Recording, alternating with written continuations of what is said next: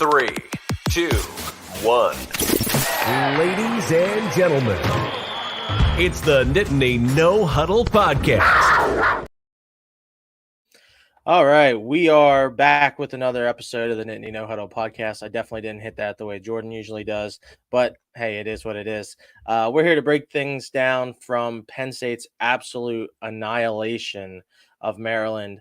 And if you follow us on Instagram, I made sure to call it Beaver Stadium South because that's what it is. And that's a place where we always seem to play really well. So the final score today, Penn State 51, Maryland 15, and Penn State exploding for 27 points there in the fourth quarter. Quite a performance. Zach, what are your initial thoughts? How you feeling overall? Is Penn State back? Like, what do you think? Yeah, well, so my big takeaway, and you and I talked about this a little bit before we jumped on, is that I think so many of us Penn State fans, and even on this podcast, had kind of gotten resigned to the fact that the offense was what it was, and that it only had, didn't have a fourth gear. But I think on some level, I think this game that we saw today, or something similar to it, is what we expected to see at the beginning of the year. I think we always felt like it, the possibilities were there, that the personnel was mostly there. I think we kind of always suspected receiver would maybe be a problem, and that's something I'm going to talk about today. But all this to say, I feel like what we saw today was the product that we kind of expected to see at the beginning of the year. And so the question just becomes, was this a flash in the pan, or was this progress isn't always linear, right? And whether it's for Drew Aller himself, or for the receiver room, or for the offensive line, or for the offense as a whole, sometimes you kind of plod along, and you're a coach yourself, so you've probably seen this, and you take a step back, or one step forward, two steps back, and then all of a sudden it just seems like it clicks and you get hot. And the end of the Indiana game, I think, is one of those things where, depending how next week goes, you could look back and say that's the moment where they were just stuck in a rut and they got out of it, and it just clicked, and everybody gained confidence, and everybody was feeling better, and the play callers feeling better, and everybody, it just takes off from there. I'm sure as a basketball coach, I'm sure that's happened before too.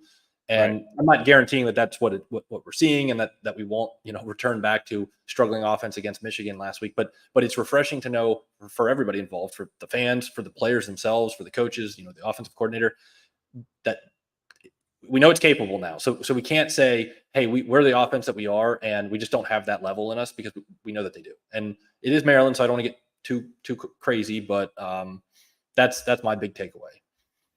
Yeah, I totally agree with you. I think you kind of hit it on the head there.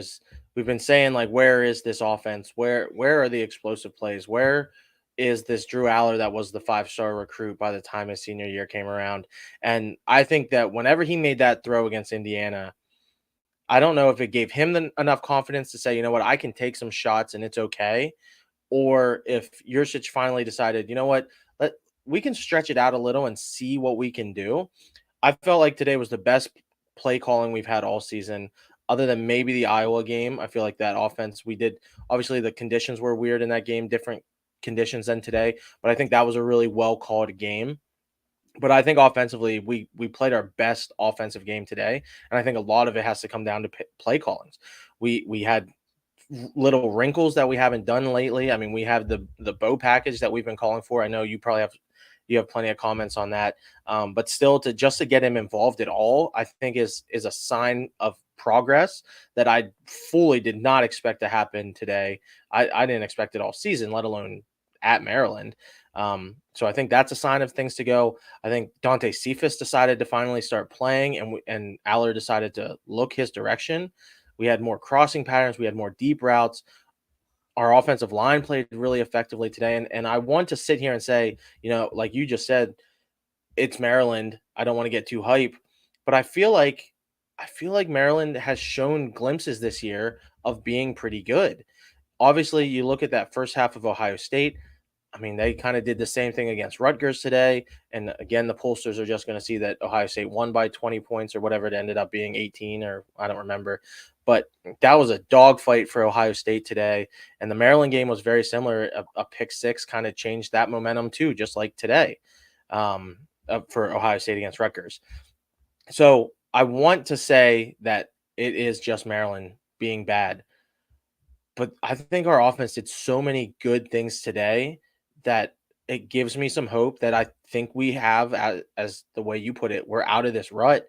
of saying, you know what, we might not have elite wide receivers, but if we don't ever take any shots, no one's going to respect them even more. Like I don't think we have an elite wide receiver. Even Lambert Smith, who has done so many good things this year, after I completely ripped him in our preview podcast, like he has done so many good things this year. He's almost become Drew Aller's safety blanket of any time that things are bad, Drew Aller looks for KLS. But even him, I don't think defenses are like, oh my God, where's number one? Where's he at? So giving Aller that opportunity to look for people, I think was a great opportunity today. Carson says, thanks for joining in, Carson. I know it's Maryland, but our offense looked great. Totally agree with you. Zach, I'm going to throw this comment over to you. Great win today. We saw the Bo package. One, was this the game to use it? And two, I want to see more variants of it. I kind of agree with you. I don't know if this was the game to use it. It worked. You have some, I don't know if strong opinions. You have some opinions on the Bo package. Yeah. Video. And so I'll kind of answer both of those questions. One, I think every game is the game to use it if you've been practicing to use it, which is what Franklin continues to say every single week. And if you think it's actually an asset and you can execute with it, I think there's a time and place for it in every game. I specifically said in the Ohio State game, nothing's working. That's probably the game where you were most justified in just throwing it out there and seeing what happens because nothing's working. The thing that I didn't like today was it seemed like most of the time they used them, especially the first time they used them, it worked out on that weird double the toss back to Aller and crazy. But the offense was marching. You started the game in the first quarter and the offense something it hadn't done on the road really all year, even in the wins at Northwestern and Illinois, kind of struggled early. Offense looked great. And then we get in the red zone, and then you just sort of try to put this square peg in a round hole. And I don't know if that's fair to the offense. I don't know if that's fair to Bo. I think you haven't played him all that much this year, so I'd much rather just see if you're gonna throw him out there for whether it's just one play or like give him a series. I don't know if just trying to cram it into the red zone was really the best idea. Again, it worked out, but I think you saw, later in the game, he's definitely not as comfortable passing. He missed an open guy. There was they threw out of the power T where he took that sack, and it was kind of unfair. So I don't know. I think clearly the preparation that they're giving him is kind of limited to certain packages. And I think just the pressure of like, hey, we're just going to do that in the red zone. I know that's the classic. Nobody perfected that more than Urban Meyer in the 05, 06. Well, really just in Tim Tebow's freshman year when nobody remembers Chris Leak was the quarterback that won that first national title, and Tebow would come in the red zone or late in the second half, and that's just obviously Tebow's a whole different animal. But so to answer the question, I don't mind seeing it. I'd like to see more of it. I think there's things that can be done to help, especially in the run game, and maybe even against Michigan, where it's probably going to be a lot stiffer of a run challenge for the offense. As far as other variants of it, I'm sure they have some cards up their sleeve that they could pull out to give a different look. I do think that they probably are not going to want to challenge Bo too much. I don't think, in a crucial, like in the Michigan game, for instance, in a close game, I don't think they're going to ask him to pass a whole lot. So I just wonder how much variance there actually is to the package. It's my thoughts. But yeah, so to play the other side of that, and I get what you're saying, and I don't disagree with what you're saying. I think that, to me, that when Bo came in that situation, to me, it felt like we had just been waiting to use him, and we just didn't face like a 3rd and 1 or a 4th and 1 on that drive to where we could have brought him in a situation. And that was the first logical situation of the drive. Not to like argue with you or disagree, because I do agree with what you're saying. Like, the offense is driving, and now we're throwing in this variant that we maybe don't need at that moment. I just think that was the way it felt, was like that was always the plan, was on that drive, Bo is getting in, but it's just on a 3rd and short or a 4th and short or something, and it never really happened. So I agree with what Eli's saying. I think I want to see more variance. I think Bo is going to have to pass at least once or twice, because otherwise it's just going to be so obvious. But I mean, I guess no one can stop the brotherly shove anyways. So, and they know everyone's going to run it. So we'll see. Adding here, Carson adds, I think we have a shot at getting Michigan. Definitely we need to things to go our way, but the fact it's in Beaver Stadium gives me some hope. Yeah, absolutely. And I don't want to jump too far ahead. Maybe we'll come back to this about Michigan. But to kind of stay on Maryland here for a couple minutes, Katron Allen, I think, had a really, really solid game today. 14 carries, 91 yards. Nick Singleton wasn't as involved. I mean, he did end up with 8 carries for 20 yards. Had that one big kick return, where I thought he was going to break it, and just to Jordan's point that he said a couple times, he didn't look quite as fast on that run. He almost had like a weird hitch to his step, like he tweaked an ankle or something. It looked a little weird to me, but either way, just the fact that we had a good kick return, I feel like that's not something we have had a lot of. So to see both of those guys play well today, I thought was good. Drew Aller had 39 rushing yards on 3 or 4 scrambles. I think that every time he scrambled, I thought it was the right play. And we had said that, I think maybe the Ohio State post-game wrap-up, that he needed to be more confident with trying to escape and pick up 4 or 5 yards. And like you said, how big he is, he falls forward, he picks up that extra yard. I think he did a good job with that today. And then you probably want to talk about the receivers a little bit. Tyler Warren, he's my guy, man. I think he played so well again today. I think there was a couple, if I had any nitpicking of Drew Aller, which was 25 for 34 for 240 and obviously 4 scores. I think there was even a couple times, especially early, but even a couple times there in the second quarter where I thought Tyler Warren was open in the middle of the field and Drew didn't see him. But I think Tyler Warren played great. Dante Cephas, obviously, we mentioned 2 touchdowns today.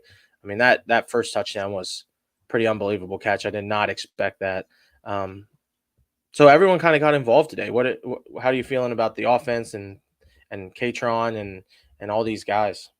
Yeah, so I want to talk about Katron. Before I do it, I just want to jump back to something you said about Aller and his ability to kind of step up in the pocket and scramble, which I think early in the game when it was still kind of in doubt, there was actually a number of plays where he made really, really crucial runs, either just to gain some yards and make it a positive play or to pick up the first down. And he's pretty nimble and we've talked about this before. Right. He's certainly not what you would call fast among Division I athletes on a football field, but he's fairly nimble and he's huge. And I don't care how athletic you are, there's nothing more challenging than if you're a linebacker and everybody else has dropped off into zone and the defensive line is beaten. It's just somebody one-on-one in the open field. If you have any level of athleticism at all, you can at least juke them and kind of fall forward. And there was a number of plays where I was really impressed with his when he's at his best. I feel like he's climbing the pocket forward. Agreed. Totally agree. Because of the lack of speed, he's not really beating people around the edge. And there was one play we talked about. There was a couple holds actually by the Penn State offensive line. And one of the worst things you can do as a quarterback is when you do have protection up the middle to slide unnecessarily to the outside, because that's when your tackles usually hold because they feel like, oh, I'm getting beat, even though they probably aren't. But that was a big, for me, the progression that he's starting to make was his ability to see when the run is there, to climb the pocket, vertically instead of sideways. And then also just there was a number of plays where, and part of it starts with the offensive line protection, but where you can see it. You can literally see it. His head is going from, step 1, step 2, step 3, and he's reading the defense. Right. He's reading the progressions. That was really, really nice to see. Jumping off of Aller for a minute, you mentioned Katron. I think it's been clear all year, and I've been saying it at least, when we text about the game, but I think he's clearly the better back at the moment. His ability to move the pile. Again, I'm a little concerned that we're just not seeing either one of these guys really get into the open field. Even today with pretty good success in the run game, it really wasn't guys getting into the open spaces at the second level. It was mostly the offensive line winning at the point of attack and mauling the guys, but not really getting blocks to the second level. And because of that, though, because we were winning at the point of attack, you saw so many Katron plays where he's getting contacted, 2 or 3 yards. He gains 2 or 3 yards, gets hit, and just keeps driving, and the offensive line is sort of pushing the pile. So I don't want to complain about that because that's a good thing, but it's just a little disconcerting, especially knowing Singleton's game is we need to get to those second level blocks so that he can get through the hole with speed.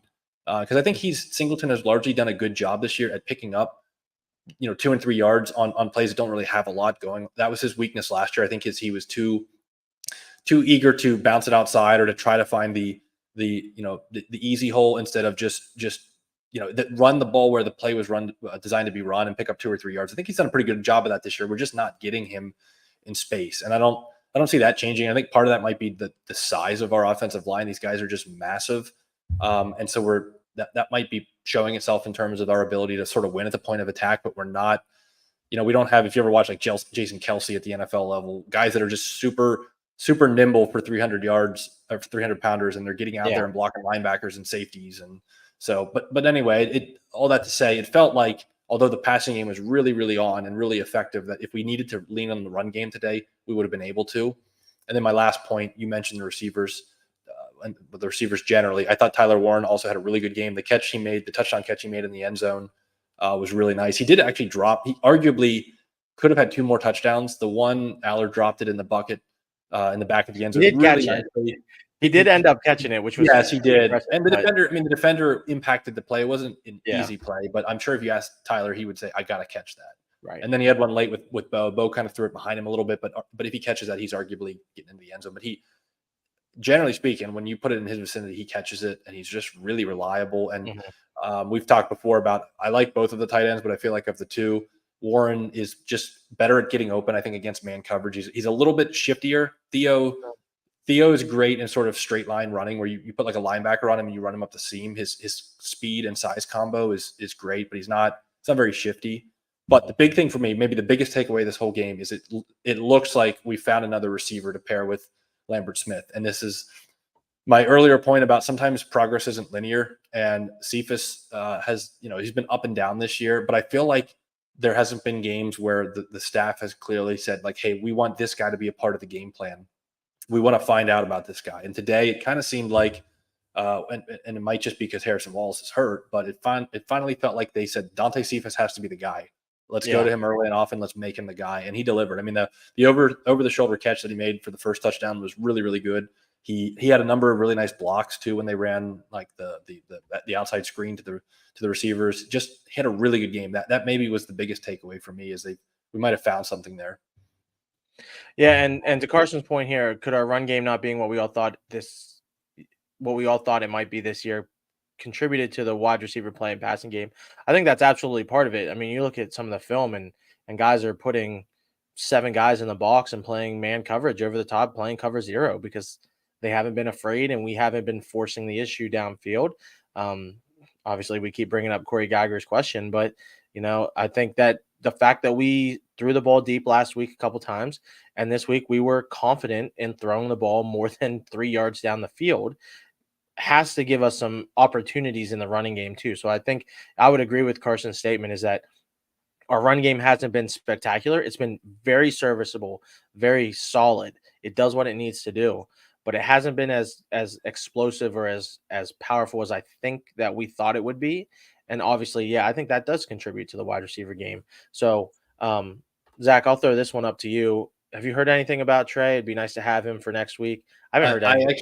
I did not. I didn't get a chance today to really research much before the game, and then I don't think they mentioned on the I didn't hear his name podcast. once. I don't think they really said anything at all. I know at the Indiana game when he left, he came out with a sling, and the tackle that he took, it had broken collarbone written all over it. Right. For any of you that have watched enough football, especially like seeing quarterbacks get sacked, where they go right into the shoulder area and there's no protection, their arm doesn't break their fall. It didn't look good. I hate to speculate, but. And we'll never know. I mean, unless he Franklin, I mean, on Instagram or something. Honestly, I say broken collarbone. I think if it was broken collarbone, we would know, because Franklin is pretty clear when it is a season-ending injury or something of that magnitude. He usually does say so. That's a good sign, but it's kind of not a sign at all when Franklin doesn't say anything, because it could mean anything from he'll be back next week to he might be out all year. We're just not sure, and therefore I'm not going to say anything for a while. Yeah, I don't know, but I think Cephas. If you look at our receiver room from the jump, like Cephas always should have been the guy. He really was the guy who, in a perfect world, would have from week 1 jumped out and said, I'm going to be, it's going to be Lambert Smith and me. We're going to be the duo, because his frame, his age and experience, his production elsewhere. And again, he went to a MAC school, but if you look at some of the games he put up against Power 5 competition, he clearly wasn't like he was just a big fish in a small pond picking on little MAC cornerbacks. He's done it before. And so sometimes it just similar to the Aller play at the end of the Indiana game. You just need a game to be a spark. I wouldn't be shocked to have him come out and be a focal point of the offense next week against Michigan, because he's not going to be feeling better at any point in the season than he is right now. I agree. And I think the last thing here, maybe we'll try to spend about 10 minutes here on just an absolutely stellar defensive performance. Um, I mean, to give up negative 49 rushing yards. I'm going to say that one more time. Negative 49 rushing yards. And yes, I know it includes sacks. I don't really care because, I mean, we had 6 sacks. So if you take away sacks, I think you have the number, Zach. What was it if you take away the So sacks? I can tell you if you just running plays, they had 8 carries for -2 yards, So I don't which is care that. which is which is absurd. I mean that's absurd. That's just as absurd as saying the number -50. Like when you really think about it, Yeah, you ran the ball 8 times, and the end result of those 8 plays, you gave to your running backs 8 times, and the end result of those 8 plays is on average you didn't get back to the line of scrimmage. right. That's crazy. And it's for a team that when we talked about in the preview, it looked like on paper that they had 3 running backs who all could run the ball. And I know And it they just wasn't chose just not to, but yeah, and apparently I know not. it wasn't just that they beat up on like Charlotte and whomever in the Virginia in the non-con. They had some decent running yardage in Big Ten games. So it was just I was pretty confident that our defense would be pretty good against the run today, but I was not expecting that degree of it. And I think Loxley and the offensive staff over there, they saw it for what it was early, and they just said, "Well, screw that. That's not going to work." And so we're just gonna get our quarterback killed all night. But they Yeah. knew the running game was not happening early on. And if I'm reading this box score correct, it based on my understanding of this, they had 3 rushing plays that got past the line of scrimmage. And 3. one was the backup quarterback Edwards Jr. at the very end of the game with like 10 Yeah. seconds there. He had a 4-yard So carry. wow. So I mean, that is mind-boggling to me. Negative 49 rushing yards. And again, I know we can say Zach's the proponent of this, that sacks shouldn't count for rushing yards, but I don't care. I'm a high school stat guy, so they count. You got to do something.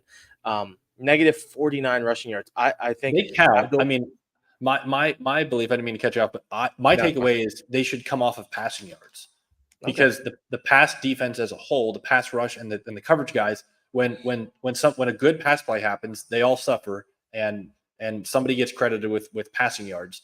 But when a sack happens, it's the complete opposite. The defense won and the offense, while in an effort to pass the ball, went backwards. So I feel like it should almost come off of the pass yards. At the end of the, I mean, it all eats into the total Yeah. team yardage at the end of the day. So it's kind of potato. But Yeah. again, no matter how you slice it, Yeah, they were whether you bad. want to take back the run defense was just absurd, and it was no fluke. It was just manhandling. I mean, the defensive front was just, and it was. Heward mentioned it on the broadcast. I mean, they play even with Chop being out. It wasn't That's just like exactly what I was starting gonna say. four. Yeah. It's not like the starting 4 dominate and then people come in and you just don't have that same level. There's very little drop off. I mean, and you saw that in the fourth quarter where you have Dom DeLuca and Tony Rojas and Keon Wiley gets a sack, and it's crazy the depth they have. It's nuts. Yeah, and beyond that, the front 4, I think Abdul Carter played one of his best games of the season tonight. I think I personally have just kind of been waiting for him. This year has not been gone well for him, and I'm sure that the off-field stuff certainly impacted that. I'm not going to pretend that it didn't. As a 19-year-old kid, that probably did impact him a little bit. But the better he plays down the stretch, the better Penn State will be. I don't think there's any way that we can argue that.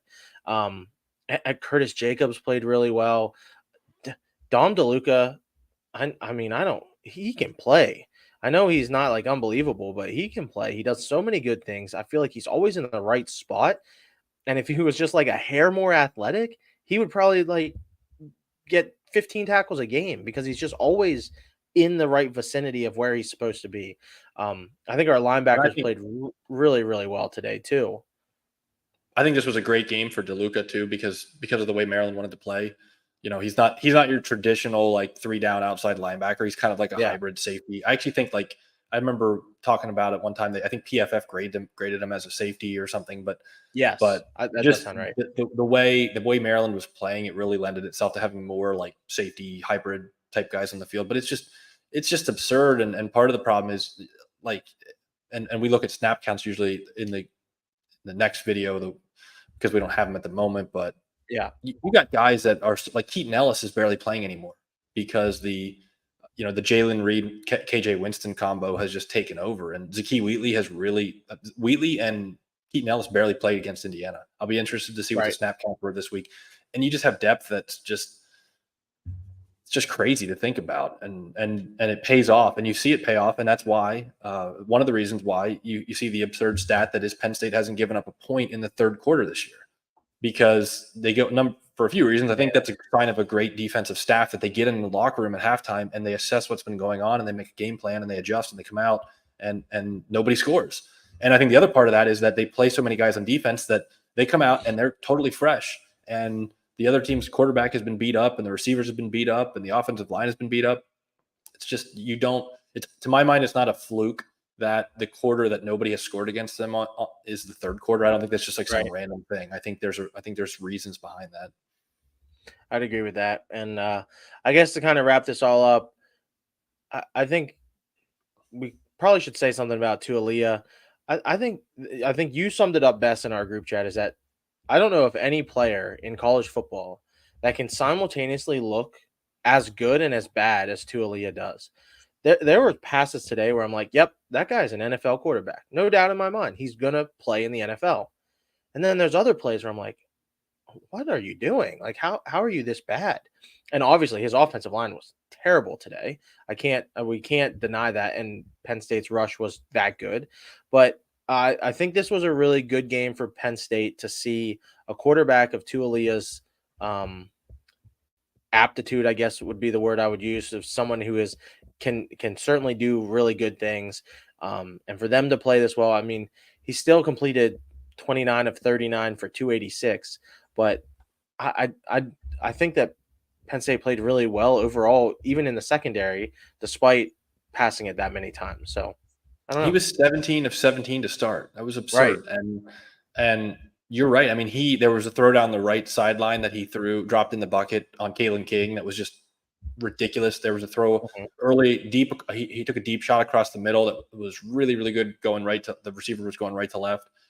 But I think he just gets shell shocked. Honestly, I think it's just like he's getting hit so much that I would be scared too. There's free rushers coming, and I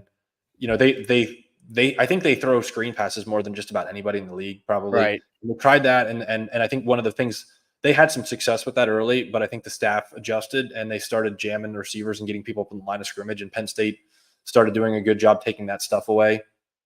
And I don't know, it got to the point where he probably shouldn't have even been out there late in the fourth quarter when he was, just because he has the skills. There's no doubt about it. I don't know. And it's just the same old story. I think as much as we've bemoaned the last couple of years, the state of Penn State football, I mean, it's the same for Maryland, just at a different level. Yeah, I would agree. They show the same signs of promise, usually at the same positions, and their decline starts at the exact same point on the calendar every year.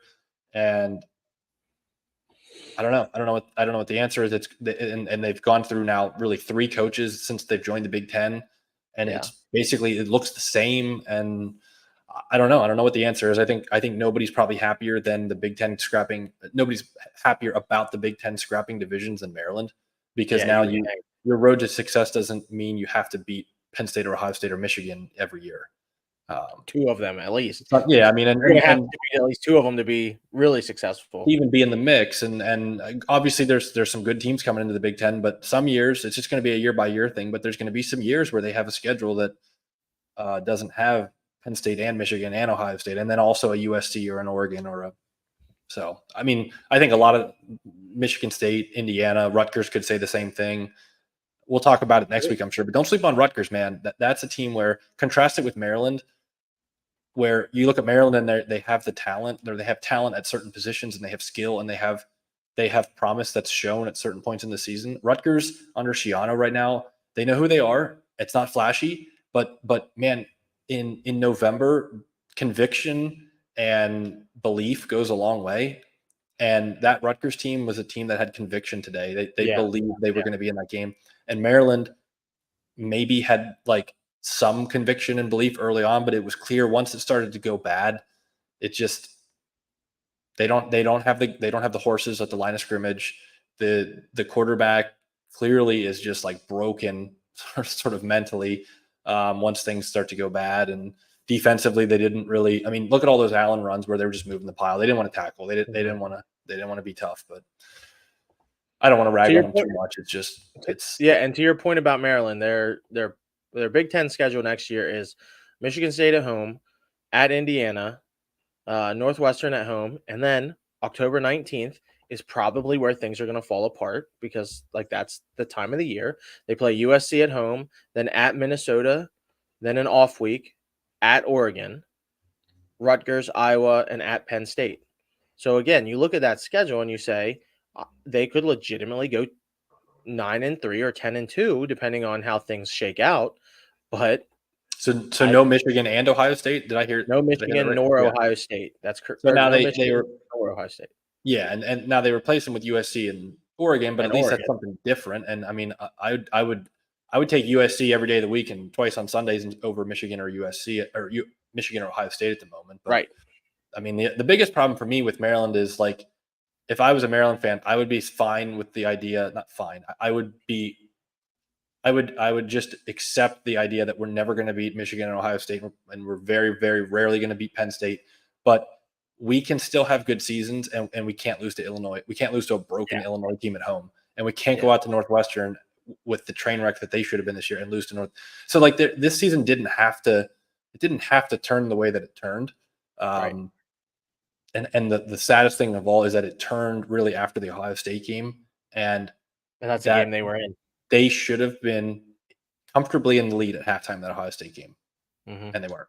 And it just like all fell apart after that, and that's got to be the saddest part, is that it was both predictable and the same thing as always, but also like really close to not being. It probably felt like they were on the cusp of something, and I don't know. Yeah, and again, don't want to rag on Maryland. You know, I mean, it's easy, and I feel like Penn State people are just like, yeah, screw Maryland. I don't know. I really don't hate Maryland the way that other people do. Obviously, everything for me comes back to basketball, and we went there for team camp one year and got to meet one of their assistant coaches, and he like had a whole conversation with us and our team and stuff, and we went down there and got killed in 3 games, and it was good to like leave on a high note because their coach came and was like talking about how we played, and didn't matter that we were down by 30. We played really hard. So like I always have a soft spot for Maryland when it comes to basketball, but it is nice that Penn State kind of got their mojo back today by crushing them. Yeah. So I think that's probably where we'll wrap it up. For any Maryland fans that are out there watching, I think Maryland also has not won in the Bryce Jordan Center in like the last 5 tries. And of course, they'll remember the last one from last March where Penn State hit a walk-off. And but anyway. Yeah, I don't get much to brag about for the basketball team, so I'm gonna take that one last year. And I'm gonna make it last a while. Hey, basketball season starts on Monday, so it does. It does. We'll see if Penn State can win any games. Maybe we can do a special Penn State Basket Bros. Well, they open with Delaware State, who is routinely one of the worst, the absolute worst, and it's gonna kill their strength of schedule. I don't know why they schedule some of these teams that are notoriously down in like the 330s in the. I've literally never heard of some of the teams on their schedule too. They start with Delaware State, so I think they're like 20-point favorites. So we should get a good sense. We won't know if they're good after that game, but we may know if they're bad after that game, because if it's a loss or a close win, if it's anything other than a comfortable win, that's a problem, because it is one of the historically worst teams in the NCAA. I don't know. Again, I don't know why they're playing them, because if they somehow find their way onto the bubble, those are the types of games that just drag down your strength of schedule. Like the smart schools, they'll schedule like in the non-con. They won't play a bunch of really tough teams, but they'll also avoid everybody from like 200 back, and they'll just play like teams that are in like the 100s in net. But weren't they supposed to play some school? Did they drop that for the Georgia Tech game? Some school that I had literally never heard of before. Oh, Lemoyne. Oh, was it maybe Lemoyne? It might have been Lemoyne. What the school? I think they're still on there, aren't they? Yeah, Lemoyne's on there. Yeah. I was thinking it was even smaller. Well, when it was first announced, everybody was like, "There's only 10 non-con games here," and the way you're allowed to play like a certain amount of total games, and with the Big Ten, they had room for one more, and everybody's like, what's going on here? And that's when the Georgia Tech game got announced, which I'm glad they added that, because frankly, their non-con is really weak. And I get it, because you've got a brand new team that they just pulled from scratch, which frankly, I think there's some talent there, but in the very difficult Big Ten, they're definitely at the very bottom in terms of the talent in the roster. But the worst thing that happens is those years where you see teams, and Penn State had one in 2009, where you are a NCAA tournament quality team, and you have a resume that a non-conference resume that just begs the committee to keep you off. There's nothing easier for the committee to do when they're comparing all of these equally kind of average teams, and then they look and see that you played nothing but a bunch of garbage in the non-con. That's the first team that they want to keep on the outside, but we'll see. Yeah, sorry, I didn't mean to go to Penn State basketball tangent here for our football fans. I'm excited. Anyways, season's coming, so we're excited for that. But I mean, whenever Penn State plays as well as they did today, it's easy to start thinking about basketball, because I mean, next week is Michigan. I assume, I mean, we're kind of live right now, but I assume we'll probably be Tuesday. That's the best night for me. So hopefully Tuesday night we can talk about Michigan. That should be a really fun preview show. We got plenty of things to talk about. Some of us will wear cameras in our glasses. Some of us might be scouting some games, doing all kinds of stuff. So, Zach, do you have any last comments before we call it a night? No, yeah, it's not too bad. It's not too bad right now. I guess my last comment will be this: is that part of me wonders, is this the tease before, everybody was after the Ohio State game, and then really probably could have or should have lost to Indiana. Everybody was done with this team. We're not going to beat Michigan. We're not even going to compete. And now everybody's back. And now I think maybe if this happens, or if we do this, and I don't know, I think Michigan, for all the crap that's going on with the scandal, the sign stealing crap, they are really, really good. They are really good at every position. The quarterback's playing about as well as anybody. The defense is really good. It's, I don't think anybody in college football this year is unbeatable. So I'm giving Penn State a puncher's chance. I don't like the matchup. I think the matchup is stylistically, the matchup is bad for us. Yeah. And I think that's a great tease for things that we'll talk about in our preview show. So thanks for everyone that tuned in. I think we got as high as 17 tonight, which is pretty good for a Maryland game. If you aren't already and you're watching this, make sure you give us a like and a subscribe. Hit that notification bell so that you know every time that we're going live, and you can join us and add some comments. We have the best fans out there, and we're thankful for all of you. Until next time, Nittany No Huddle Nation, we are out. Thanks for watching the Nittany No Huddle podcast. Check us out on Instagram, YouTube, and Facebook. Podcasts are posted weekly on YouTube, Spotify, and Apple Podcasts. Make sure to like and subscribe so you never miss one of our new shows.